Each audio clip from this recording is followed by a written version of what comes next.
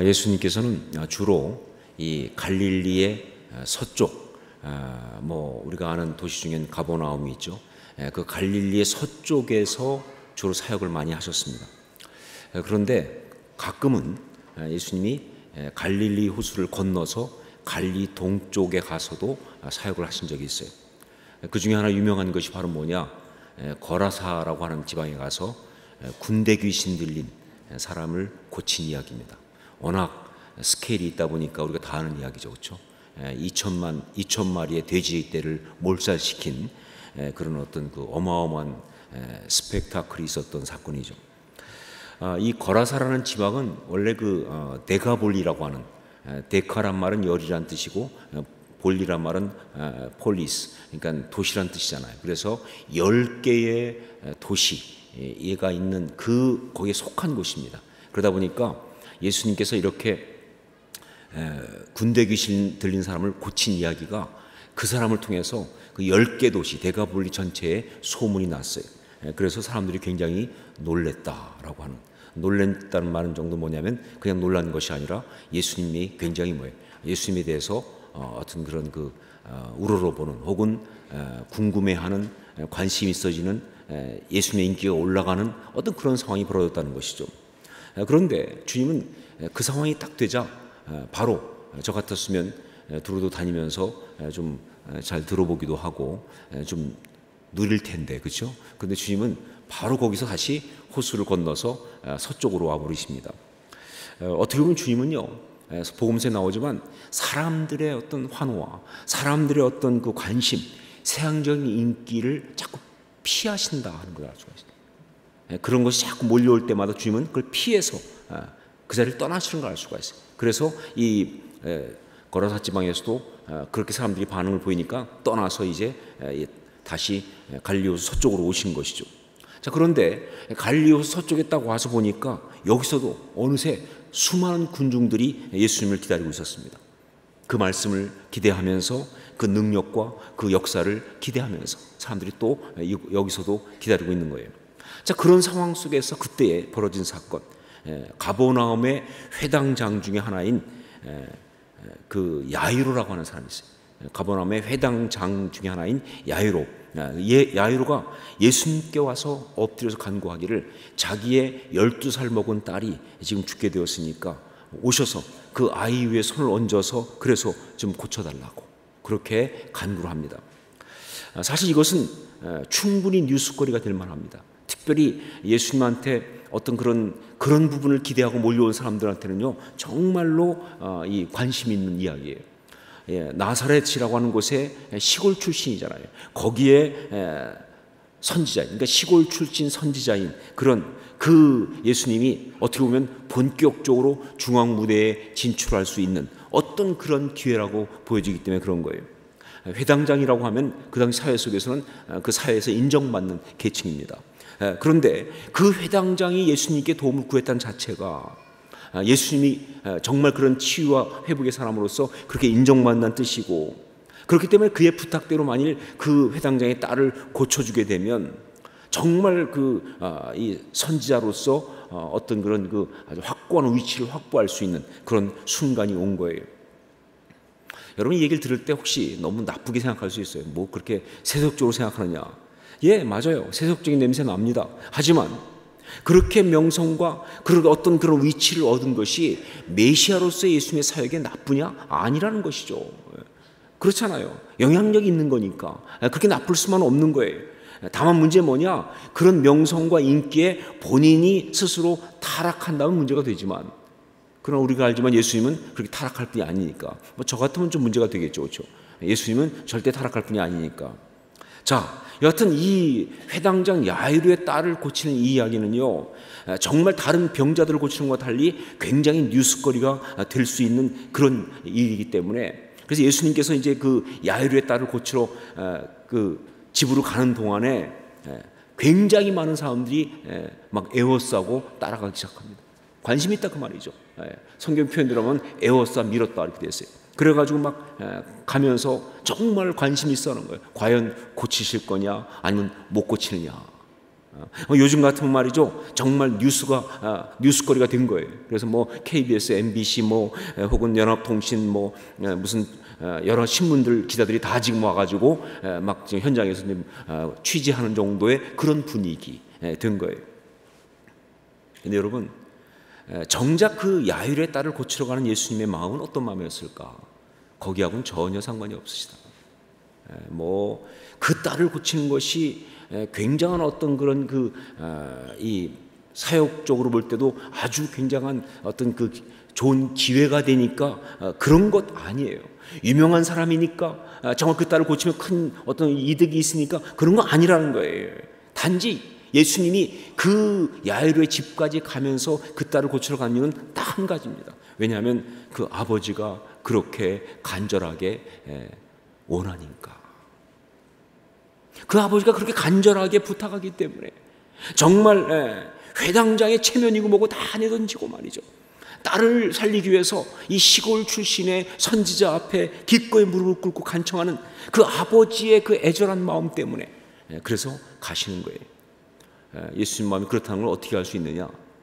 확실합니다. 왜냐하면요, 예수님 마음이 그렇다는 것을 갖다가 성경은 이야기해 주려고 야이로의 그 집으로 그 딸을 고치러 가는 그 사이에 또 하나의 이야기를 집어넣었어요.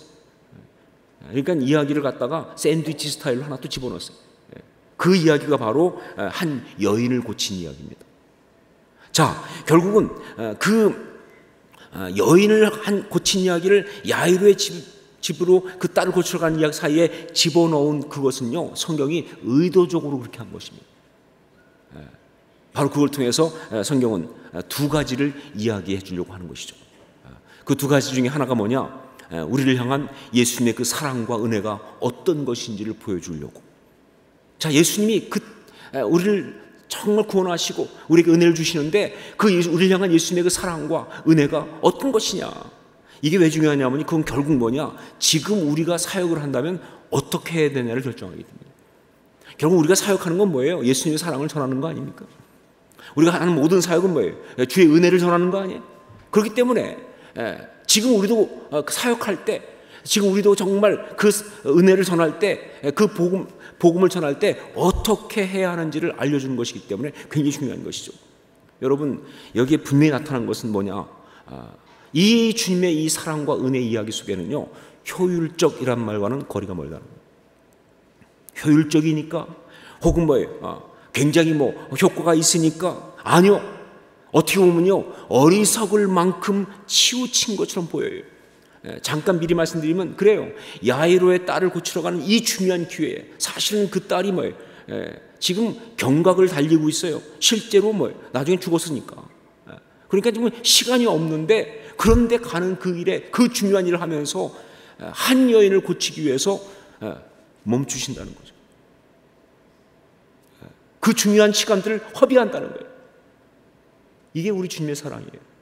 이게 우리가 받은 은혜의 이야기입니다. 우리가 전해야 될 사랑의 이야기예요. 효율성? 아니요. 한 영을 위해서라면요, 온 세상이라도 버릴 수 있는 어떤 그 사랑. 그게 바로 우리 주님의 사랑이고 그것이 바로 우리가 해야 되는 사역의 이야기라는 것이죠. 아주 중요한 메시지. 주님의 사랑은 어떤 것인가? 주의 은혜는 어떤 것인가? 우리는 어떻게 사역할 것인가? 어떤 스케일 따지고 효율적인 거 따지고 그다음에 무슨 결과 따지고 아니요. 훨씬 더 중요한 것, 그건 바로 그냥 한 영혼이에요. 이렇게 말할 수 있습니다. 그러니까 우리 주님에게는요, 더 중요하고 덜 중요한 사람은 존재하지 않습니다. 절대로 우리 주님한테는 더 중요한 사람, 덜 중요한 사람 존재하지 않아요. 다만 온 세상 역사를 다 멈추고라도 구원해야 될 정말 불쌍하고 애처로운 그 영혼만 있을 뿐이다 하는 것이죠. 이건 성경에 수도 없이 나오는 거 아니에요, 그렇죠? 한 마리를 잃은 양을 찾기 위해서 99마리를 두고 하는 그 하나님이 어떤 그 비유의 말씀에 있는 것처럼 그거죠.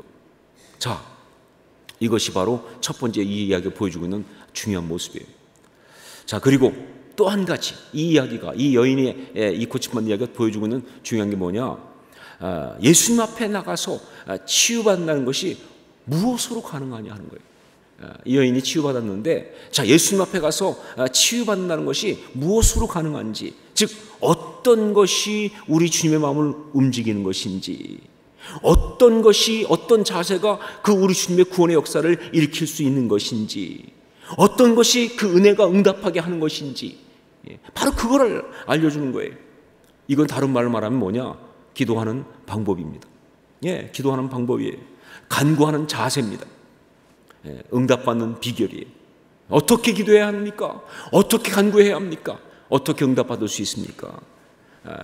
이 이야기를, 이것을 오늘 말씀이 너무나 잘 보여주고 있는 거예요.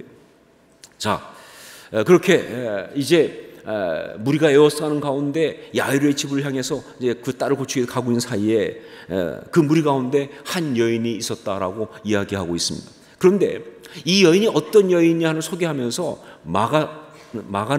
마가복음을 쓴 마가는 참 재미있게 7개의 분사를 사용해서 7개의 과거 분사를 사용해가지고 아주 압축적으로 소개하고 있어요. 그러니까 이 여인은 어떻게 했다? 그냥 그 이 여인의 상태를 말하면서 7개의 파티시플스, 그러니까 과거 분사를 사용했어요. 그래가지고 아주 정확하게 말하고 있는데, 그 중에 5개는 뭐냐? 그동안 그 여인이 처했던 정말 암울한 상황들, 죄 가운데 있었던 그 여인의 암울한 상황들이고요. 그리고 2가지는 뭐냐? 그 상황을 뒤집는 어떤 행동들, 이렇게 얘기해요. 그래서 7개의 분사를 가지고 이제 그 여인의 이야기를 하고 있어요. 자, 먼저 그 여인의 상태를 말하는 5개의 분사가 있는 것을 보도록 하겠습니다. 우리 25절, 26절 말씀을 같이 한번 읽겠습니다. 25절, 26절 함께 읽습니다. 12회를 혈루증으로 알아온 한 여자가 있어 많은 의사에게 많은 괴로움을 받았고 가진 것도 다 허비하였을 때 아무 효염이 없고 도리어 더 중하여졌던 차에. 첫 번째가 뭐냐? 12회를 혈루증으로 알아온이라고 하는 겁니다. 이게 첫 번째 분사예요. 그 여자는 12회를 혈루증으로 알았다. 그런 여인이다 하는 것입니다. 여러분, 이 혈루증이라는 게 뭐냐라고 할 때 이것은요, 부인병의 일종입니다. 그래서 성경에 보면 유출병이라는 말도 쓰고 있는 것이죠. 레위기 15장 보면요, 정말 부정하다, 그러니까 정결 예식에 볼 때 아주 예민하게 다루고 있는 그런 병이 바로 이 유출병이에요. 그렇기 때문에 이 유출병에 걸린 여자, 그러니까 즉 이 어떤 그런 이 부인병에 걸린 여자는요, 그 여인 자체가 이 깨끗하지 못할 뿐만 아니라 그 여인이 앉았던 자리나 누웠던 침상까지도 다 부정합니다. 지금 상상을 해보세요. 그냥 앉았던 자리도 누웠던 침상도, 그렇기 때문에 그 여인과 접촉한 사람도 다 부정해요. 그래서 만약 그 여인과 접촉하게 되면 옷을 다 빨아야 되는 거예요. 그냥 그 여인과 접촉할 정도가 아니라 그 여인이 누웠던 침상과 접촉한 사람도 다 부정해요. 그 정도로 그 당시 예민하게 보는, 바로 그것이 유출병 걸린 혹은 이 혈루증 걸린 사람의 이야기예요. 그런데 그런 혈루증을 이 여인은 무려 몇 년 동안? 12년 동안 알아오고 있었다는 것이죠. 여러분, 이 12라는 게 진짜 12년이냐 아니면 정말 상징적인 숫자로 12년이냐 말하자면 똑같아요. 하여간 상징적인 숫자든 진짜 12년든 간에 정말로 지긋지긋하게 말한 거예요. 잠깐 앓다가 끝난 얘기가 아니라는 거예요. 정말 오래된 이야기라는 거예요. 10이라는 숫자가 완전수 아니에요? 그런 이야기입니다. 요즘도 아니고 그 당시에 바로 그 유출병을 갖다가, 그 혈루증을 갖다가 그렇게 부정하다고 보고 있는 그 사회 속에서 12년 동안 이 병을 앓았다고 한다면 그 삶의 참상이 어떠했을지는 그냥 쉽게 상상할 수가 있는 거예요. 정말 살아있지만 죽은 것만큼이나 힘든 시간이었을 것이다. 건강도 건강이지만 정서적으로, 영적으로 완전히 피폐되는 그런 시간이었을 것이다. 그래요. 분명한 거 뭐냐? 그 혈루증이 고쳐지지 않는 한 절대 행복할 수 없는 그런 삶이다 하는 것이죠. 정말 정상적인 삶이 불가능한, 이것이 바로 그 여인의 12년간의 삶의 이야기입니다. 자, 두 번째, 어떤 분사를 가지고 얘기하고 있느냐? 많은 의사에게 많은 괴로움을 받았고 옵니다. 많은 의사에게 많은 괴로움을 받았고, 이게 두 번째 이 분사를 가지고 표현하고 있는 거예요. 자, 여인은 이 병을 고쳐보려고 참 많은 의사를 찾아갔습니다. 뭐 누가 용하다 그러면, 누가 좀 괜찮다 그러면 다 찾아갔겠죠. 그런데 가서 그들에게 그냥 많은 괴로움만 받았던 그런 여인이었다. 고쳐보려고 애를 썼는데 고치기는커녕 많은 괴로움만 받았다. 정말 그래요. 고쳐보려고 갔다가 못 고친 정도가 아니에요. 그 해보는 그 과정 속에서 정말 많은 괴로움을 받았다는 거예요. 가서 말할 때마다, 또 치료를 위해서 몸을 보여줄 때마다, 이것저것 하라고 하는 거 할 때마다 얼마나 수치스럽고 얼마나 힘들고 얼마나 어려웠는지 말이죠. 그 시간 하나하나가 다 고통스러운 거예요. 유출병이니까. 그러니까 정말 그 모든 시간 동안에 고쳐보려고 애를 쓴 시간 동안에 못 고친 건 문제가 아니라 정말 그 시간 자체가 괴로움이었고 고통이었다는 것이죠. 그렇게 시간을 보내는 거예요. 이게 이 여인의 이야기입니다. 세 번째, 또 하나의 분사를 사용하고 있죠. 가진 것도 다 허비하였을 때. 가진 것도 다 허비하였을 때. 그러면서 이 여인은요, 가지고 있던 모든 것을 다 허비한 여인이었습니다. 가지고 있던 물질 다 없어졌습니다. 그러면서 젊음도 사라지고 시간도 사라지고, 그러면서 자기 주변에 있던 사람들도 떠나고, 그러면서 자기가 가지고 있던 삶에 대한 기대와 꿈들도 다 사라지는, 정말 그 삶 자체에 나름대로 가고 있던 걸 다 잃어버리는 어떤 그런 이야기, 그게 바로 12년간의 이야기다 하는 것이죠. 뭐 지금 대충 여기까지만 와도 분위기 정말 깝깝하죠, 그렇죠? 얼마나 힘듭니까? 근데 여러분, 이제 3개밖에 안 지났어요. 아직도 2개가 더 남아 있어요. 4번째가 뭐냐? 아무 효험이 없고, 아무 효험이 없고, 그 많은 노력에도 불구하고 아무런 효험을 보지 못한 그런 여인이었다. 즉 여전히 혈루증은 계속되고 있었다. 그 병행에서 노인하지 못하고 있었다. 그 답답함과 절망감은요, 정말 그를 지치게 하고 있었다. 정말 끝나지 않는 이야기, 해결되지 못하는 이 문제, 그건 죽음보다 더 무섭습니다. 그건 죽음보다 무서운 거예요. 정말 힘든 이야기, 아무 효험이 없고 라는 분사를 가지고 얘기해. 그렇게 노력했는데, 그렇게 모든 걸 잃었는데, 그런데 조금의 효험도 없이. 그런데 여기가 끝이 아니죠. 하나 더 있습니다. 마지막이 뭐냐?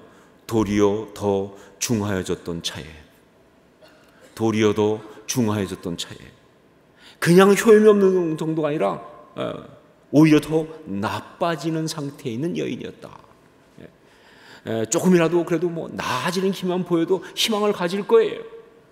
그런데 나아지기는커녕 말이죠, 점점 나빠지는 상황은요, 그야말로 절망을 하게 합니다. 정말 이 병에 놓여서 회복될 가능성은 전혀 없고, 결국 이 병 가운데 죽을 수밖에 없다고 하는 그 결론이 확신처럼 다가오면서도 계속하고 있는 이야기. 이거 힘든 게 어디 있어요? 이렇게 5개의 과거 분사고, 이 여인의 이야기를 성경은 잔인하게 묘사하고 있어요. 이게 지난 12년 동안 있었던 이 여인의 이야기예요.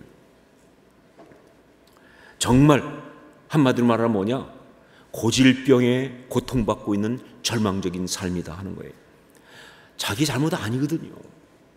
근데 어느 날 덮쳐온 죄의 굴레가 있어서 그걸 못 벗어나고 말이죠, 거기에 잡혀서 막 몸부림쳤지만 해결 못하면서, 그러면서 고통스러운 이야기를 그냥 한 해, 2해도 아니고 12년 동안을 지속한 어떤 그런 이야기예요. 여러분, 사실 이런 고질병에 시달리는 사람들 세상에 너무 많습니다. 뭐 이렇게 어떤 건 대놓고 혈루증이라든가 어떤 그런 뭐 질병이라든가 그런 것일 수도 있지만, 참 많은 사람들 보면요, 어쩌면 모든 사람이 다 한 가지 이상은 그런 문제를 가지고 있어요. 어떤 사람한테는요, 잘 고쳐지지 않는 그 성격, 뭐 결심도 많이 하고 있는데 안 고쳐지는 거예요. 뭐 예수 믿으면 십자가에 죽으면 고쳐야 된다는데, 이건 뭐 나는 십자가 여러 번 죽었는데 아직도 안 고쳐지는 성격이 있어요. 풀지 못하는 관계, 끊을 수도 없고 버릴 수도 없고 풀지 못하는 관계. 근데 이거 해결 못하고는 행복할 수가 없어요. 어떤 그런 것들, 멈추지 못하는 죄된 습관들 참 많은 갖고 있습니다. 말은 안 하고 있지만 멈추지 못하는 죄된 습관들, 해결되지 않은 내면의 어떤 갈증, 이 안의 상처, 이 두려움, 답답함, 뭐 은혜 받을 잠깐 괜찮은 것 같은데 또 보면 또 아닌 것 같은 이런 이야기, 뭐 상황과 환경에 의한 어려움은 그냥 그건 빼놓고라도 내적으로 그런 것이 얼마나 많이 있는지 말이죠. 정말 많은 사람들이 그런 것들에 매여서 그러면서 그렇게 사실은 자기도 모르게 애를 쓰고 있는데, 그런데 인생을 허비하면서 해결을 못하면서 그렇게 죽어가는 경우가 얼마나 많은지, 어쩌면 이 땅을 살아가고 있는 모든 인생은 다 그렇다라고 말할 수 있어요. 그게 어쩌면 세상에 있는 사람들의 어떤 실존이다 이렇게 말할 수가 있어요. 정말 사람들 그런 문제 있으면요 나름대로 해결해 보려고 노력들 많이 합니다. 그런데 세상에 있는 사람들의 모든 이야기를 얘기한다면 결론은 뭐냐? 이 여인처럼 말이죠, 고생만 하고 있는 거 다 허비하면서 더 나빠지는 결과만 가질 수밖에 없는 거예요. 왜냐하면요 그 노력은 대답을 줄 수 없는 곳에서의 헛된 노력이니까 그럴 수밖에 없는 거예요. 정말 인간의 삶은 이렇다. 모든 인생은 다 이런 것이다. 그런데 오늘 성경 말씀 보니까 이 여인은 바로 그런 상황 속에 있는, 모든 인생이 그런 이야기를 갖고 있는 사람인데 여기서 제대로 된 대답을 이제 갖게 되는 이야기로 반전이 시작됩니다. 정말 5개까지의 이 과거 분사로 본다면 이건 도저히 모든 인생이 겪고 있는 답이 없는 그런 이야기인데, 그런데 이제 나머지 2개의 분사가 뜨면서 그러면서 이걸 바꿀 수 있는, 이걸 정말 해결할 수 있는 해답을 얻는 그런 역사가 일어난다는 거예요. 그러니까 앞에 5개의 분사가 정말 그 절망과 고통이라고 한다면 여기 2개의 분사는 바로 소망과 회복의 이야기라는 것이죠. 우리 27절을 함께 읽겠습니다. 27절 같이 읽습니다. 예수의 소문을 듣고 무리 가운데 끼어 뒤로 와서 그의 옷에 손을 대니, 첫 번째 분사가 뭐냐? 예수의 소문을 듣고라는 것입니다. 여러분, 이 여인은 어떤 여인이냐? 그런데 그렇게 절망적인 여인인데, 그런데 한 가지 예수의 소문을 들은 여인이다 하는 것이죠. 여러분, 정말 이 여인이 절망 가운데서 이 소문을 들었다고 하는 것은요 정말 중요한 거예요. 이렇게 말할 수 있어요. 그 소문을 들은 게 바로 뭐냐? 그게 복음이죠. 복음은 뭐가 복음이에요? 그게 복음이죠, 그렇죠? 정말 물론 쉬운 건 아닐지 모르겠지만, 그러나 그분께 나아가기만 하면 어떤 병이라도 다 고침받을 것이라는 그 소문 말이죠. 여러분, 이 듣는다는 것은요 신앙의 첫 출발입니다. 믿음은 들음에서 나며, 듣는다는 정말 중요한 거예요. 이 이야기도 정말 이 신앙의 역사가 일어나는 것은 들음에서 나는 거예요. 이 듣는다는 게 너무너무 중요한 거예요. 정말 이 여인이 예수의 소문을 들었다는 것은요 드디어 뒤집어지는 첫 단계였어요. 자, 그런데 거기서 끝난 게 아니죠. 2번째 나오는 분사가 뭐냐? 무리 가운데 끼어 뒤로 와서입니다. 무리 가운데 끼어 뒤로 와서, 그리고 나서 그 소문을 듣고 무리 가운데 섞여서 예수님께 나온 그런 여인이다. 여러분, 들음이 역사하심이 되려면요 듣고 끝나면 안 돼요. 믿음은 들으면서 나지만, 그러나 그 들음이 역사하심이 되려면요 듣고 끝나서는 안 돼요. 정말 주님께서 우리를 구원하시기 위해서 우리를 찾아오신 분이시고, 우리에게 정말 그 은혜를 베푸신 그런 분이시지만, 그러나 신앙의 모든 이야기를 다 봐도 말이죠 주님은 그냥 일방적으로 그렇게 끝나는 이야기는 없다는 거예요. 결국은 뭐예요? 그런 주님에 대해서 듣고 나서 우리가 그 주님 앞에 나아가야 됩니다. 나아가지 않으면 역사가 일어나지 않는 거예요. 제가 말씀드리지만 볼때 내가 문 밖에서 두드리노니 누군지 내 음성을 듣고 문을 열면 내가 들어 그를 더불어 먹고 그는 나로 더불어 먹으리라. 문 앞에까지 찾아오신 주님이시지만 그 말씀이 분명히 말하고 있는 게 뭡니까? 누구든지 내 음성을 듣고 문을 열면, 이게 있다는 거예요. 여러분, 듣고 끝나면 안 돼요. 그 주님 앞에 나가야 되는 거예요. 정말 그게 중요한 것이죠, 그렇죠? 집을 나간 아들을 기다리는 돌아온 탕자 비유의 아버지도 보면요 아버지가 정말 그 아들을 기다리기 위해서 이렇게 집 앞에 가서 늘 기다리고 있지만, 그러나 그 아들이 돼지를 치는 자리에서 돌이켜서 그 앞에까지 왔기 때문에 적어도 멀리지만 아버지 시선에 포착되는 지점까지 왔으니까 그때 아버지 달려가는 거 아니에요? 그렇죠? 안 오면 계속 기다릴 수밖에 없는 거예요. 정말 중요한 게 뭐냐? 들었다와 함께 뭐예요? 예수께 나왔답니다. 듣고 나왔다. 바로 그 두 개의 분사가, 들었다는 것과 그리고 예수님께 나왔다는 이야기가, 이것이 바로 이걸 뒤집는 이야기가 되기 시작한 거예요. 결국은 그렇게 5개의 분사 표현했던 그 여인의 고통스러움과 아주 죄 가운데 있던 삶이 이제 완전히 바뀌는 2가지의 어떤 그 분사로 바뀐 이야기 된 것이, 그래서 결국 마지막에 그 한 가지 결정적인 행동을 만들어내는데, 이게 중요합니다. 그것이 바로 27절, 28절에 나와 있죠. 다시 한번 27절, 28절을 같이 읽겠습니다. 함께 읽습니다. 예수의 소문을 듣고 무리 가운데 끼어 뒤로 와서 그의 옷에 손을 대니 이는 내가 그의 옷에만 손을 대어도 구원을 받으리라 생각함일러라. 여기에 그의 옷에 손을 대니, 모르겠어요. 여러분 어떻게 볼지 모르지만, 그러나 정말 이것은요, 정말 세미한 행동이었습니다. 그냥 턱 안 했을 거예요. 정말 닿을 듯 말 듯 떨며 그렇게 뻗어서 된 그런 거예요. 정말 미세한 터치였을 것입니다. 그러나 정말 아름다운 터치였을 거예요. 생명을 구원하는 그런 정말 기가 막힌 터치였을 거예요.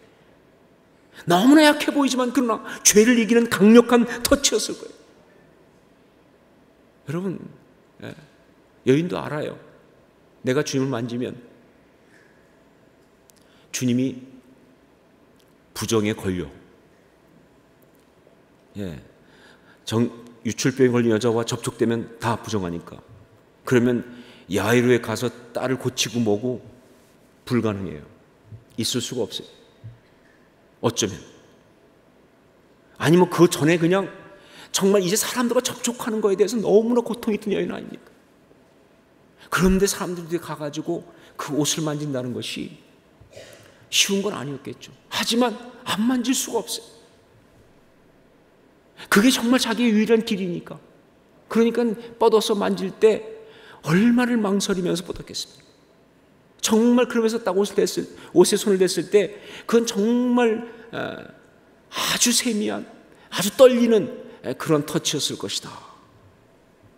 그러나 그게 바로 죄를 이기는 강력한 터치가 된 것이다. 저는 그래서 이것을 갖다가 뭐라고 부르고 싶으냐? 바로 주님의 옷자락을 만지는 기도, 이렇게 부르고 싶은 거예요. 제가 기도의 사람들 얘기하면서 수없이 많은 기도의 종류들을 열거하고 있습니다. 그 중에 대부분은 다 제가 만든 이름들이에요. 오늘 또 하나 만들었어요. 기도 중에 어떤 기도가 있느냐? 주님의 옷자락을 만지는 기도가 있습니다. 그냥 기도가 아니에요. 주님의 옷자락을 만지는 기도. 여인은 주의 옷자락을 만진 것이 그냥 만진 것이 아니라 기도한 것입니다. 왜냐하면요, 그 터치를 통해서 주의 능력이 그 여인에게 임했고요, 그 순간 그 여인의 그 지긋지긋했던 혈루의 근원이 딱 마르면서 말이죠, 병이 낫는 구원의 역사가, 즉 하나님의 신적 개입의 역사가 일어났기 때문에 그런 거예요. 12년간 그렇게 끊어지지 않던 죄의 이야기가 끊어지는, 해결되는 역사가 일어났기 때문에 그렇습니다. 여러분, 그래요. 기도 아니군요, 하나님의 이런 역사가 우리 가운데 있을 수가 없어요. 기도 아니고는요, 하나님의 어떤 그런 구원의 역사가 우리 가운데 임할 수가 없는 거예요. 그렇기 때문에 이 주님의 옷자락을 만진 이 여인의 이 행동은요, 그냥 만진 게 아니라 기도한 거예요. 저는 그 기도를 갖다가 주님의 옷자락을 만지는 기도라고 부르고 싶은 것이죠. 물론 이것은 우리 주님의 전적인 은혜와 사랑입니다. 여인이 무슨 어떤 자기 힘을 가지고 그래서 고침받은 거 아니고, 정말 자격 없는 우리에게 정말 그냥 주시는 우리 주님의 어떤 그런 은혜, 그 사랑으로 고침받은 거 맞아요. 그러나 여러분, 우리가 다시 한번 얘기할 수 있는 게 뭐냐? 터치가 없었어도 그 사랑이 임했을까? 그 터치가 없었어도 그 역사가 일어날 수 있었을까? 분명히 전적인 은혜지만, 사랑이지만, 그러나 정말 그 터치가 그 역사를 가능하게 한 거예요. 그래서 그 터치는 주님의 옷자락을 만지는 기도인 거예요. 여러분, 우리 하나님은요, 우리 주님은요, 우리가 안구하지 않는데 그냥 주지 않습니다. 그건 은혜가 아니에요. 그렇게 사랑하시고 그렇게 원하기 원하시고 그렇게 복주기 원하시지만, 그래도 말이죠, 우리가 주님 앞에 간구할 때까지 기다리시는 분이에요. 그게 하나님의 사랑이에요. 왜냐하면 그냥 주면요, 그건 은혜가 아니거든. 그건 축복이 아니거든요. 그러니까 정말 그 사랑을 받은 이 여인의 이 터치는요, 말 그대로 뭐예요? 주님의 옷자락을 만지는 그런 기도를 한 것이다.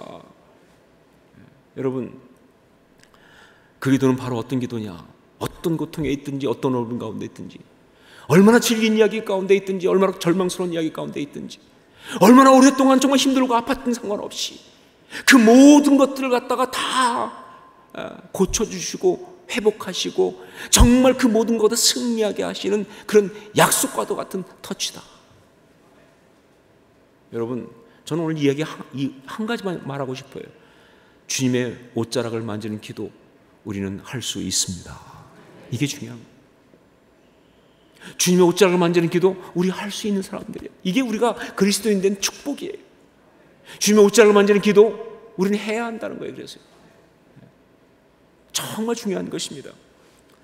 여기서 한 가지 우리가 봐야 될 것이 있어요. 뭐냐? 저는 개인적으로 이걸 발견하고서 정말 너무 감동했어요. 성경을 연구하다가 이걸 보면서 정말 너무너무 제가 진짜 감동했고 감격했던 이야기인데, 뭐냐면요, 이 주님의 옷자락을 만지는 기도와 같은 이 터치는요, 아무리 미세하고 아무리 정말 약하고 그래 은밀해도 우리 주님은 아신다는 겁니다. 이게 중요한 거예요. 정말 만졌는지 안 만졌는지 구분이 안 갈 만큼 정말 약하고 미세하고 은밀할 수 있는데 우리 주님은 아신다는 거예요. 왜냐하면요, 이건 어떻게 보면요, 물리적인 부분이 아니라 영적으로 우리 주님의 주파수와 딱 맞는 거예요. 기도가 응답받으려면요, 주님과 주님의 주파수에 맞아야 돼요. 이건 주님의 주파수에 맞는 거예요.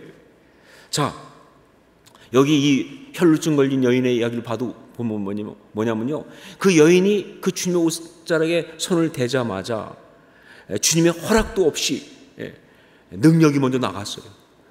표현을 그렇게 한 거죠. 그렇죠? 주님이 허락한 것도 아닌데 그냥 능력이 나갔어요. 그만큼 이건 민감한 거예요. 그러니까 주파수가 딱 맞으니까 그냥 역사가 일어난 거예요. 이걸 좀 더 극적으로 드러내기 위해서 이런 얘기가 나옵니다. 주님이 거기서 갑자기 뭐라고 물으시냐면요, 누가 내 옷에 손을 대었느냐, 이렇게 물으신다는 거예요. 몰라서 그러신 거 아니죠, 사실은요. 알고 계시죠. 하지만 극적으로 이걸 강조하기 위해서 성경이 그런 표현을 하고 있는 거예요. 주님이 누가 내 옷에 손을 대었느냐. 그런데 이 질문을 하자 이 질문을 듣고 있던 제자들이 정말 기가 막힌 거예요. 우리나라 노래 흥부가 기가 막혀가 있지만 여기는 제자들이 기가 막혀요.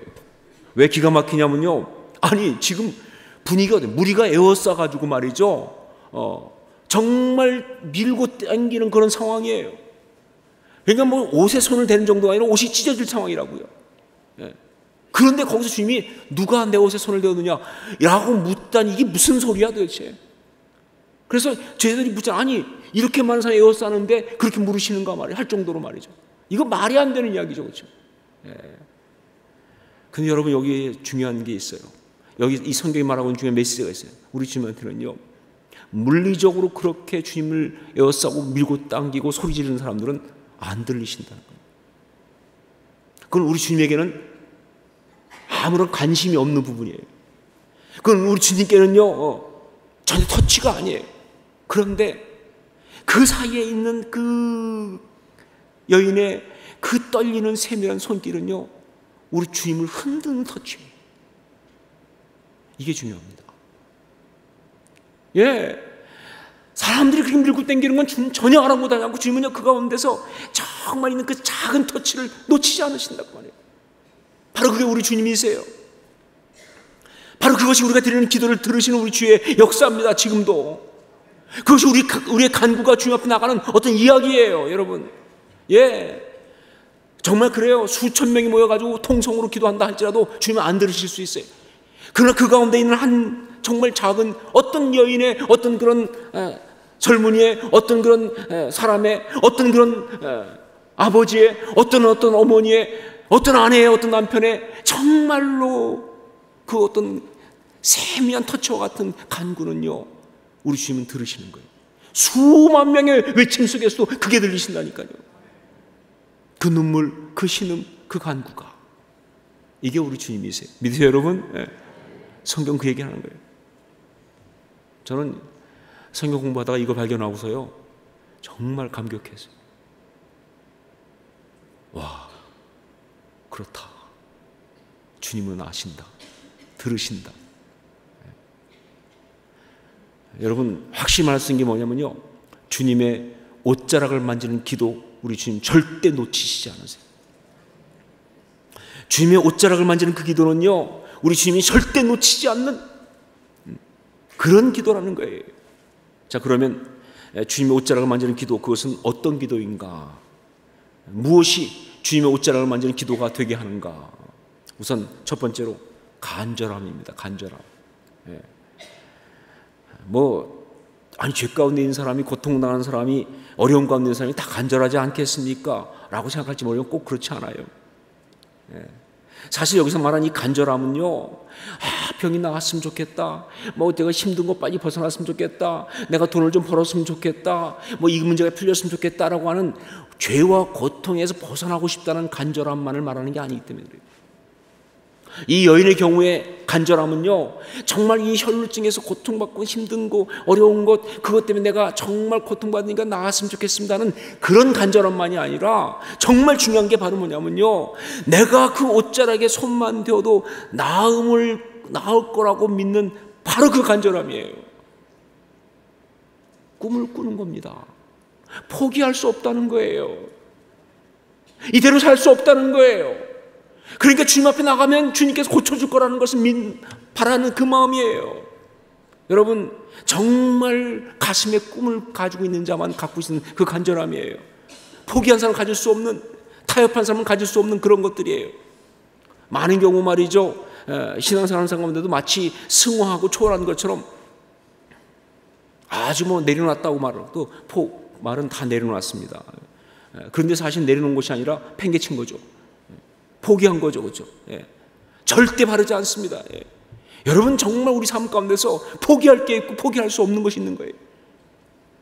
꿈을 어떻게 포기합니까? 아름다움을 어떻게 포기합니까? 생명을 어떻게 포기합니까? 그럴 수는 없는 거예요. 정말 종종 어떤 분은 자녀 문제 앞에서 포기했다고 그래요. 자녀를 어떻게 포기합니까? 포기할 수 없잖아요, 그건요. 내가 기대했던 건 내려놓을 수 있어요.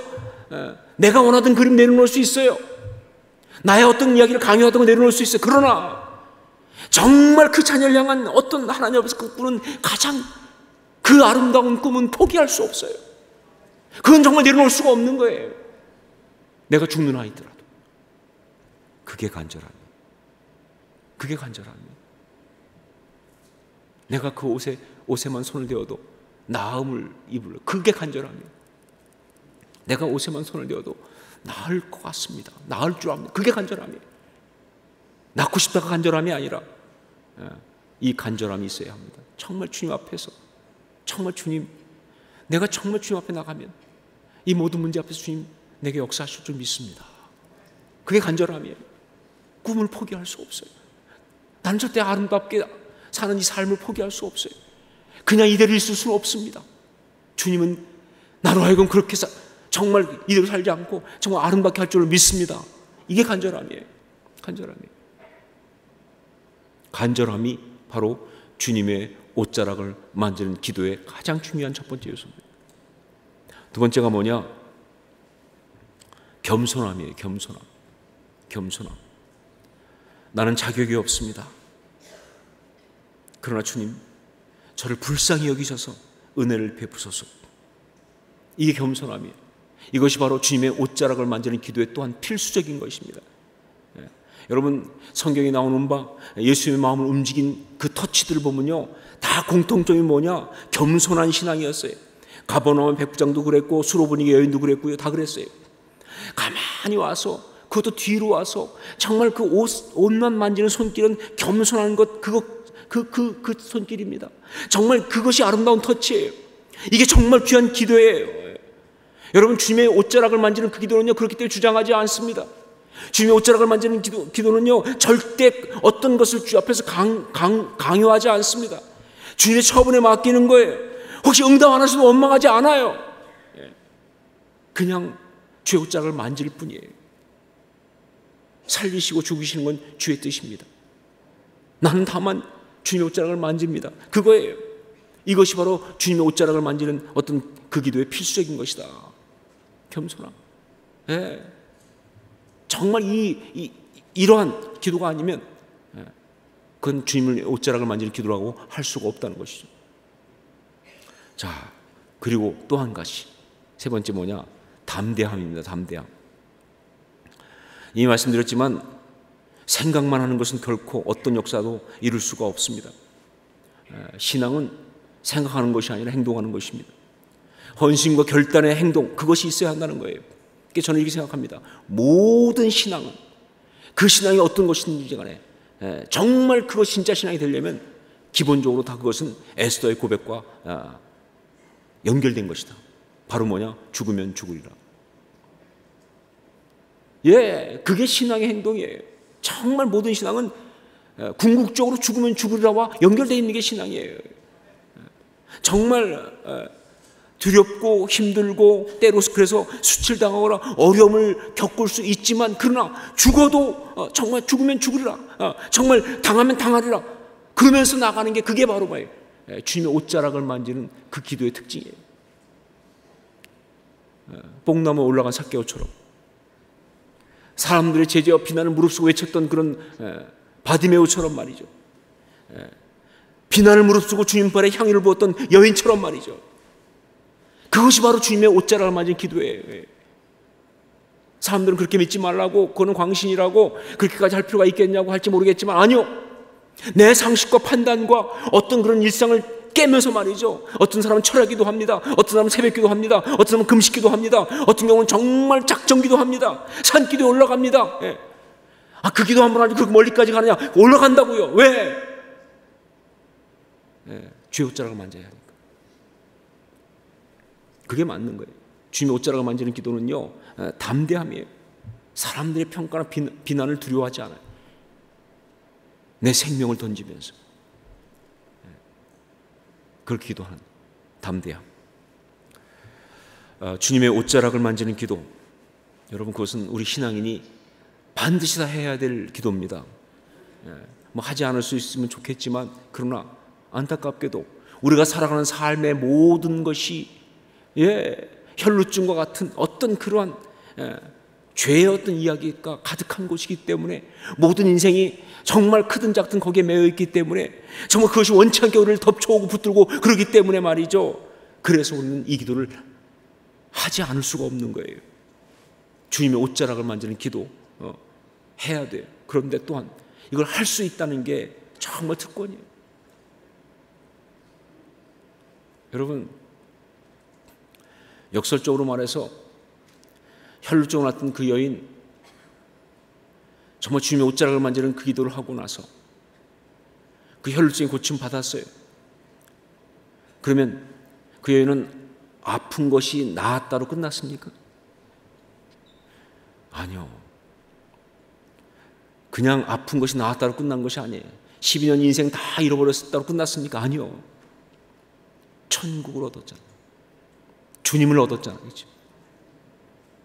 그 인생이 아름다웠잖아요. 지금 우리가 이 시간에 그 묵상할 만큼 귀한 삶이 되었잖아요. 그렇죠? 주님의 옷자락을 만지는 기도는요, 우리에게 준 또 하나의 특권입니다. 축복이에요. 정말 그 기도를 놓치지 않고 하는 우리 모두가 될 수 있기를 주의 이름으로 축원합니다. 그 기도 통해 아름다운 사람 될 수 있기를 주의 이름으로 축원합니다. 기도하겠습니다.